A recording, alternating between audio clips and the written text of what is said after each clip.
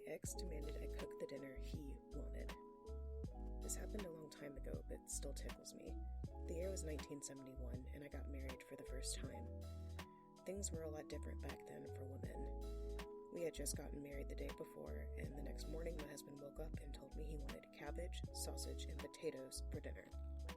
At this point, I had never eaten sausage and was never going to, and it strangely enough had never had cabbage. I told him I didn't eat those things, and he simply told me that's what I was fixing.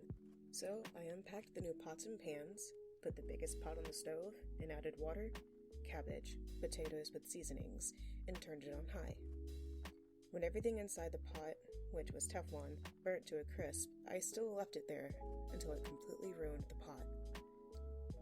When he got home, I told him going forward, I would be cooking dinners that we both could eat. As we had been dating for almost 3 years, I clearly knew what kind of foods we both liked. He was seriously mad. I calmly stuck to my guns and told him he wasn't going to bully me, and just because we were married doesn't mean he got to tell me what to do. The marriage lasted 1.5 years. I couldn't wait to get away. Your unnatural hair color violates our dress code. Fix it. Let me start off by saying this did not happen to me, but rather to a cousin of mine who was 18 and a senior in high school. She told me the story and gave me permission to share it. So my cousin has a natural patch of white hair at the front of her otherwise dark head of hair. She's had this all her life, and it's gotten bigger as she's gotten older. She used to get teased a lot for it at school, until bleaching/dyeing the hair at the front of your head a different color than the rest of your hair became a trend, and now she blends right in with other girls her age. I believe this is the e-girl look. If you Google it, you'll see which hairstyle I'm referring to. My cousin's hair looks similar to this, only she doesn't have to dye her hair to get the light streak. The school she currently attends has a very strict dress code that includes no hair that is dyed unnatural colors and extreme hairstyles, and frowns heavily on dyed hair in general.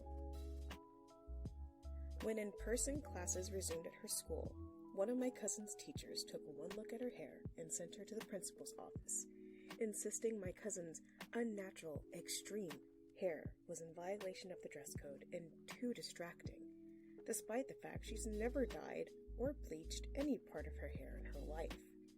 My cousin insisted that this is the way her hair has always grown, but the principal was having none of it. She told my cousin, when you come back tomorrow, I expect you to have dyed your hair back to its natural color and don't dye it again. As long as you are at our school, you are to adhere to the dress code. My cousin smugly replied with, of course, I will comply with the dress code from now on. My cousin got some hair dye that was as close of a match to her hair on the rest of her head as possible. In order for it to blend in, she ended up dyeing all of her hair, not just the white streak. The next day when she walked in, the teacher complimented her on her natural hair and told her never to dye her hair again. Cue malicious compliance. As with anyone who dyes their hair, their roots eventually need to be touched up as the hair grows, but my cousin didn't bother with doing that. At first, nobody, at least none of the teachers or staff, batted an eyelid.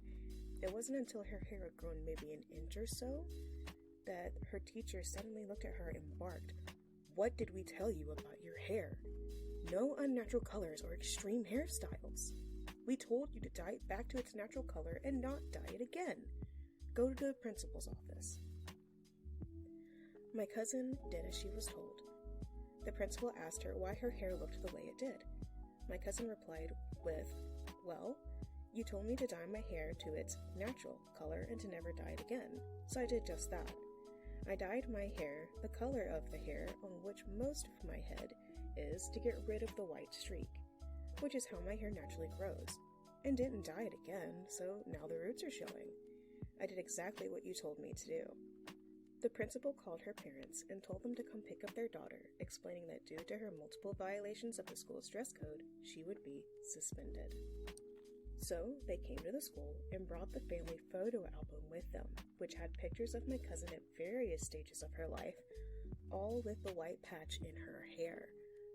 In addition, her father also has a white patch of hair on the front of his otherwise dark head of hair. It runs on his side of his family. I believe the medical term for it is poliosis. So, the principal reluctantly didn't end up suspending my cousin, but she did give her a warning that your extreme hair is still a distraction to the other students, and they're going to wonder why you're getting special treatment. Consider yourself lucky. So, my cousin wasn't suspended and didn't get any harassment from the school staff. Gradually, her hair returned to its natural extreme color.